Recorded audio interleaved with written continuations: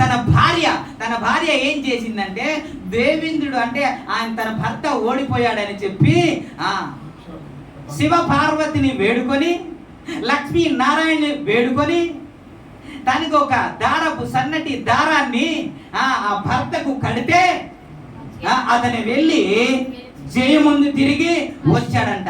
దానినే వారు ఏమంటారంటే, వారు నమ్ముతున్నారు కాబట్టి, వారు ఆరాధిస్తున్నారు కాబట్టి, వారు విశ్వసిస్తున్నారు కాబట్టి, వారి పురాణాల్లో ఉంది కాబట్టి, వారి గ్రంథాల్లో ఉంది కాబట్టి వారు అది పాటిస్తున్నారు. అది తప్పేమి లేదు, వారు నమ్ముతున్నారు కాబట్టి. మరి నువ్వు ఏమి నమ్ముతున్నావు? నువ్వు ఎవరిని నమ్ముతున్నావు? ఎక్కడ తర్వాత వారు మాట్లాడుతున్న మాట ఏంటో తెలుసా?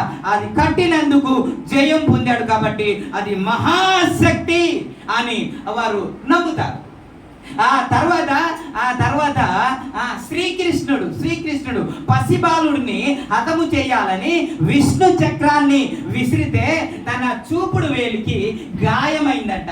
చూపుడు వేలికి గాయమైతే ద్రౌపది ఏం చేస్తుందంటే, తన చీర ఇది కొంగు చింపేసి ఆ గాయమైన చూపుడు వేలికి కడతదంట.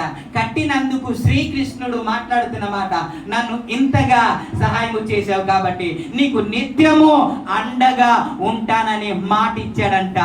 మాట ఇచ్చేసి ఆ దుశ్శేషుడి నుంచి ఆయన కాపాడాడంట, లేకపోతే దుష్ట శక్తుల నుంచి ఆమెను కాపాడాడంట.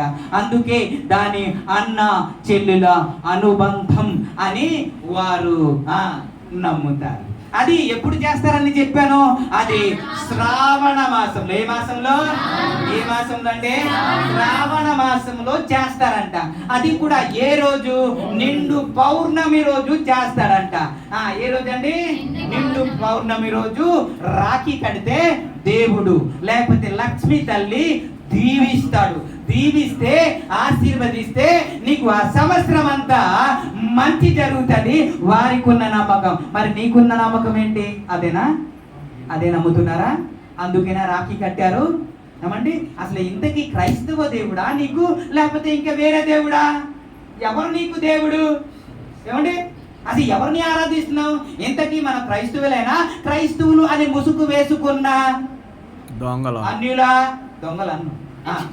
చెప్పండి సార్, ఎవరు ఇంతకీ? తెలిసే చేస్తున్నామా, తెలియక చేస్తున్నామా? అదే బాధ అనిపించింది. ఇంకా ఆ బ్రతుకులోనే ఉంటే, ఇంకా అదే జీవితంలో ఉంటే, ఇంకా మారు మనసు లేకపోతే, ఇంకా అదే ప్రకారంగా జీవిస్తుంటే, ఏ మారు మనసు ఉన్నా ఒకడేమో సినిమాకి వెళ్తాడు, ఒకడేమో రాఖీ కడతాడు, ఒకడేమో గుడికి వెళ్తాడు, ఇంకొకటి చేస్తాడు. మరి ఏ మారు మనసు ఉందని మనకి? గొంతుకు చించిపోయిన పగిలిపోయినట్టు అరుస్తున్నా సరే ఈ మాట ఎక్కట్లేదు కదా. అదే రాత్రి నాకు ఏడుపు వచ్చింది. అయ్యా, ఇంక ఎలా పరిచర్య చేయాలి? ఒక్కొక్కరికి కాలు పట్టుకొని కడగమంటావా? అలా చేస్తే మారుతారా? పర్సనల్గా పోనీ అలా చేయమంటారా? పోనీ మీకు అలా చేస్తే మారుతారా? నా ఆశ అంతా ఒకటే, నేనేదో గొప్పగా చూపించుకోవాలని కాదు, మీరందరూ పరలోక రాజ్యంలో ఉండాలని నా ఆశ. పరలోక రాజ్యంలో ఉండాలని నా ఆశ.